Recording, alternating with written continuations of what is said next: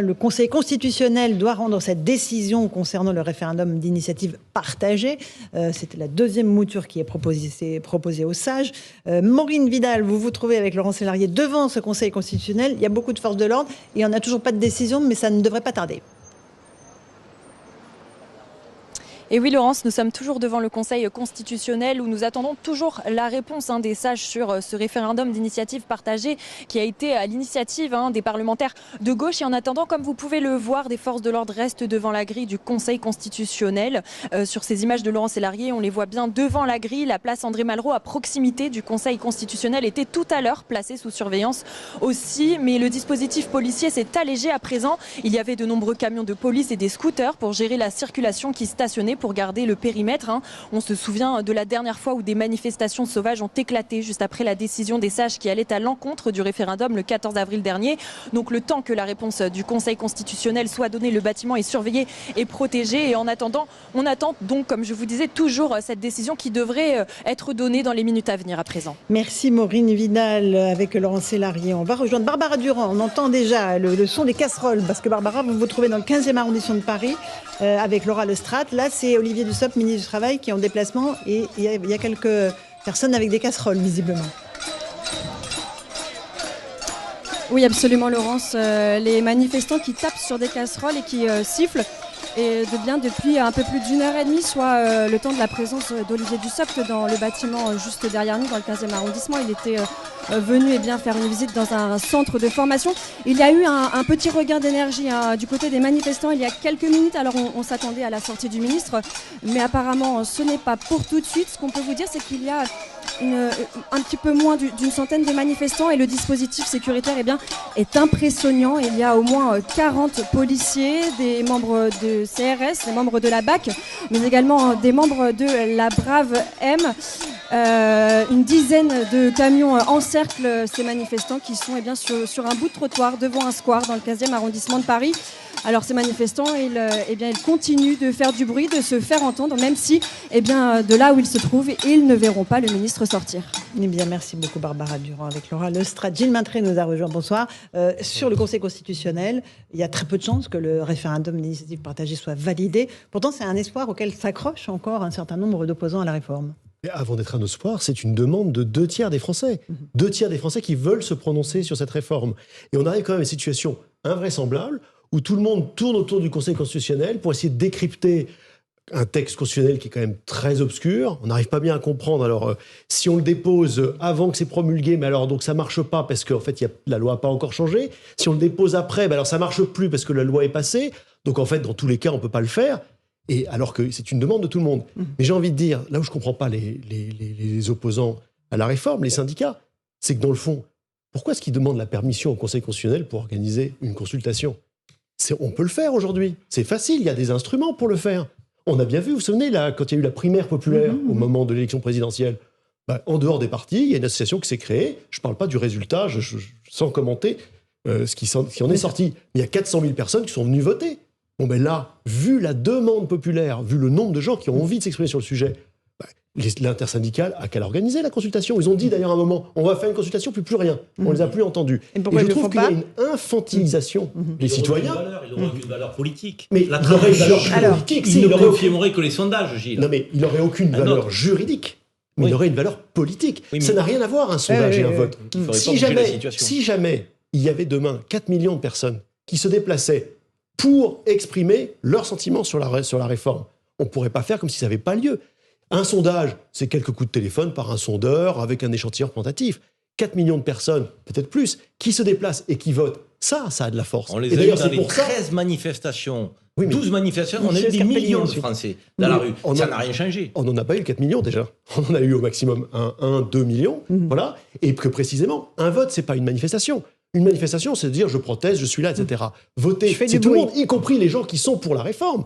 Il y a des gens pour la réforme qui pourraient aller voter. Quand on manifeste, on est simplement contre. C'est ça la différence, et c'est ça qui est démocratique. Alors j'aimerais l'avis du juriste, M. Scarpellini. Le problème, c'est l'éternel débat entre ce qui est légitime et ce qui est légal. Légitimité, légalité. Vous avez raison. Si un référendum réunit 5, 6, même 40 millions de votants, Emmanuel Macron, vous avez quoi pour le contraindre ? Rien. Ça n'a aucune valeur juridique. Pourquoi est-ce que les manifestants, les syndicats se raccrochent au Conseil constitutionnel? Car c'est le seul moyen de pouvoir rentrer par la petite porte, certes, mais pouvoir rentrer de nouveau dans le débat légal. Or, quelle est la volonté d'Emmanuel Macron? C'est de tourner la page. Or là, on se rend compte qu'il y a encore au moins 2 petites portes. Le Conseil constitutionnel, même s'il y a peu de chances d'aboutir, on a vu que le groupe Lio a fait une proposition de loi. Ce qui est certain, c'est que le Conseil... sera étudié le 8 juin, et donc la prochaine manif, c'est le 6 juin. Peu de chances d'aboutir. Attendez. Si le gouvernement veut l'empêcher, il mettra des amendements. Vous engagez, les amis, personne ne sait s'il ne peut pas réunir une majorité sur cette texte. Mais si jamais ensuite il y a on va trop devant le d'amendements... Sénat qui dit non. Non, et même la discussion à l'Assemblée, vous savez que ça s'arrête à minuit, les discussions sur une niche parlementaire. De 9h à minuit. Voilà, de 9h à minuit. Donc ça se trouve, il n'y aura même pas de vote. Soit considéré comme recevable parce que l'article 40 de la Constitution prévoit que le Parlement, tout ce qui est d'initiative parlementaire, ne peut ni réduire les recettes de l'État, ni alourdir ses charges. Par définition, une abrogation de la réforme, sauf, mais c'est là où c'est intéressant, sauf à ce que les oppositions se mettent d'accord sur une manière alternative de financer la réforme des retraites. Mais alors là, moi, je vous mets mon billet qu'avant que le RN, les LR et la NUPS se mettent d'accord sur une manière alternative de financer la réforme des retraites, et on en revient à la fameuse question, il y a une majorité de rejet, il n'y a pas de majorité de projet. Le problème, c'est qu'il va bien falloir sortir de cette impasse politique-là par le haut, parce qu'on peut disserter à l'infini de la légitimité, de la légalité, tout ce qu'on veut. Nous sommes dans une impasse. Le président de la République doit prendre en compte le fait qu'il y a une forme de rupture du contrat social. Les oppositions doivent aussi prendre en compte le fait qu'il n'y a pas de majorité alternative. Alors, monsieur Scarpellini, vous n'avez pas terminé. Plutôt qu'un référendum oui-non, on pourrait donner plusieurs options aux Français. D'ailleurs, ça a été proposé par certains responsables politiques. Non, pas un QCM, 2-3 options. C'est-à-dire, on les voit bien, elles sont sur la table depuis le début. C'est l'âge de la retraite, la durée de cotisation, les impôts ou la baisse des pensions. Ben voilà. C'est ce que le gouvernement aurait dû faire. Ce qui est certain, c'est qu'Emmanuel Macron, pour draper sa décision dans un linceul de non-contestation, c'est qu'il s'est caché derrière le Conseil constitutionnel en dégainant 2 arguments. Le premier, c'est que le Conseil constitutionnel permet de clôturer le cheminement démocratique. En effet, il a validé, ça devrait passer à autre chose, sauf qu'on voit aujourd'hui que les syndicats ne suivent pas cette volonté, ils persévèrent dans la rue. Et la deuxième, c'est que finalement, le Conseil constitutionnel serait une vache sacrée incontestable. Et là encore, il y a 2 éléments de réponse. Le premier, les décisions du Conseil constitutionnel validant les comptes de campagne de Jacques Chirac quand il était présidé par Roland Dumas, ces décisions sont contestables. Et sans rentrer dans ces extrêmes, la deuxième, il y a l'État paye des gens, forme des gens pour contester les décisions. Ça s'appelle des professeurs de droit. Donc se réfugier derrière le Conseil constitutionnel, comme le fait Emmanuel Macron, est extrêmement dangereux pour le point de vue démocratique, car il met en gage une institution, et dès lors, les citoyens se jettent dessus, les syndicats se jettent dessus un petit peu comme la misère sur le bas clergé breton, en contestant la légitimité, ou la vérole, pour contester la légitimité d'une institution qui devrait faire l'unanimité aujourd'hui. Oui, mais bon, moi, je n'aime pas l'expression que vous venez d'utiliser pour les syndicats. Allez-y rapidement. Oui, voilà, mais voilà, ils sont respectables. Ils font évidemment, ils ont entièrement raison. Pour défendre les travailleurs. Donc, ils ont d'autant plus raison que quand on voit... la défense des syndicats. Vous avez entièrement raison, et d'autant plus quand on voit les arguments juridiques soulevés par le Conseil constitutionnel. Il faut lire les attendus. Il a quand même dit qu'un ministre a le droit de dire des mensonges, à condition que le mensonge soit débattu. Ce qui, juridiquement, est une aberration. Karim, un tout petit mot, ça veut dire qu'on en est jusqu'au mois de juin. Emmanuel Macron a donné de la vigueur et la place au camp intermédiaire, donc avec sa posture effectivement de fermeture. Non, par rapport à ce que disait Gilles Montré sur la proposition de Lyotte, c'est intéressant. Le débat doit avoir lieu de 9h à minuit. Mais le débat découlera sur un vote si la majorité relative Renaissance ne dépose pas un nombre d'amendements qui seraient susceptibles de bloquer la possibilité de voter. Est-ce que Renaissance va agir comme la NUPS a agi et ils lui ont suffisamment reproché? Donc, au moment du débat sur la réforme de retraite, ça va être un moment très intéressant. Est-ce qu'ils vont accepter qu'il y ait un vote au final, donc sur la demande du groupe Lyotte, ou est-ce qu'ils vont tout faire pour empêcher à ce que ce vote ait lieu en déposant des amendements qui empêcheront et qui ne permettront pas de voter? Mais ça veut dire qu'on en a pour jusqu'au 8 juin ça va être intéressant. C'est ça la vérité. On aura le même problème avec le RIP. Si par extraordinaire, le Conseil constitutionnel nous surprenait et acceptait le RIP, on sait bien que si on a les 4 millions de signatures, enfin les 4,8 millions, on sait bien que le Parlement pourrait très bien décider à nouveau, tout à fait, voilà, de ne pas l'accepter. Donc, le président aussi. Voilà, donc c'est là que la légalité, la légitimité finalement se rejoignent. C'est-à-dire que si à un moment, il faut en sortir politiquement, ils ne feront que si jamais il y a une pression politique, s'il y a suffisamment de Français qui se mobilisent, soit sur le RIP,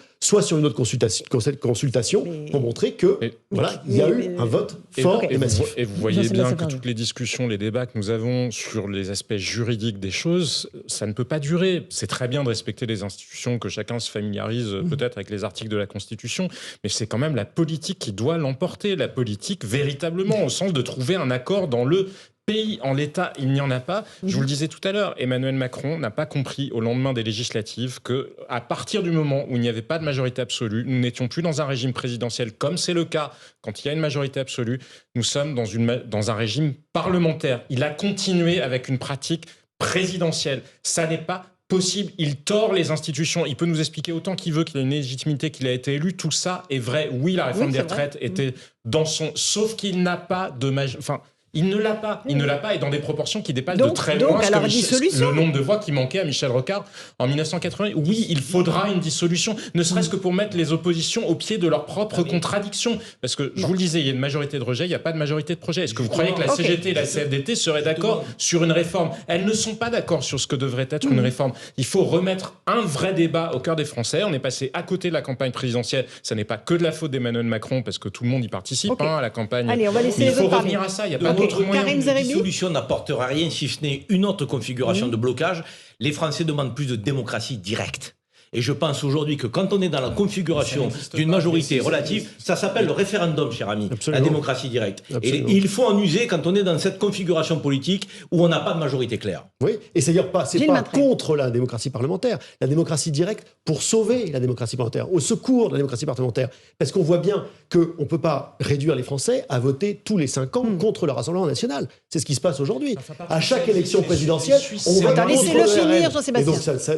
Donc, sur les projets, il va falloir pouvoir se prononcer. Il y a une demande, il y a des outils, il faut les mettre en œuvre. Mais il y en a très peu. La réalité, c'est qu'en Suisse, il y a moins de 10% de participation au référendum. Non, d'abord, c'est pas vrai, elle est supérieure, elle est entre 20 et 40%. Et par ailleurs, il peut y avoir des quorums. C'est très bien. S'il n'y a pas assez de gens qui viennent voter un référendum, peut-être que c'est pas le bon sujet.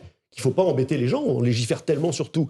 Mais en revanche, je peux vous garantir que s'il y avait demain un référendum sur les retraites, on aurait largement plus de 10%. Absolument. Plus de 10% de participation. Allez-y. Dans la République, tu ne remets pas l'élection en cause. Moi, je suis sur la ligne référendum également, mais à la limite, peu importe. Il y a quelque chose qui me chiffonne là dans toutes les options que vous venez d'étaler les uns les autres sur la manière dont pourrait échouer cette réforme des retraites. C'est que ce sont des options qui sont chacune arrachées par les oppositions. Typiquement, la décision qu'on attend de manière imminente sur le RIP, c'est quelque chose qui a été déposé par l'opposition, qui serait éventuellement arraché par le Conseil constitutionnel contre l'avis du gouvernement. Et en fait, ce que je trouve très piégeux dans cette histoire, c'est que moi, je suis d'accord avec Jean-Sébastien, c'est un problème politique. Il faudrait qu'Emmanuel Macron propose en fait le référendum. Si ça ne vient pas de lui, en fait, on restera dans cette logique d'affrontement. J'ai été très marqué par le débat qu'on a eu la semaine dernière ici sur votre plateau, Laurence, avec Henri Guénaud, qui rappelait que le président est avant tout le garant de l'unité de la nation. Et qu'en fait, aujourd'hui, c'est ça qu'on attend de lui. C'est-à-dire, il va falloir sortir de tout ça. Il va falloir, à un moment donné, réconcilier les Français. Et ça ne peut pas être contre son gré. Ça ne peut pas être dans l'adversité comme c'est en train de se profiler, même si on imagine tous que ça n'aboutira pas.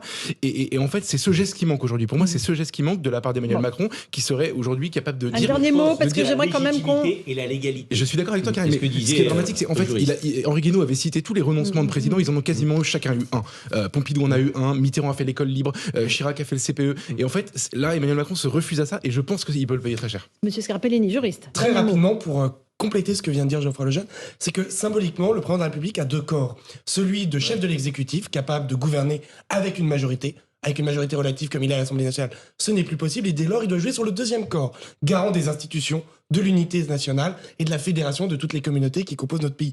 On le voit également, il n'y arrive pas. Dès lors, on peut même se poser la question, est-ce que la Ve République est encore dans ses organes adéquate à notre société ? Le bipartisme qui justifie le régime présidentiel, comme vous l'avez rappelé, c'est terminé, et qu'on voit que ce soit en 2017, 2022, lors des dernières législatives et lors des législatives partielles, on se rend compte d'une tripartition.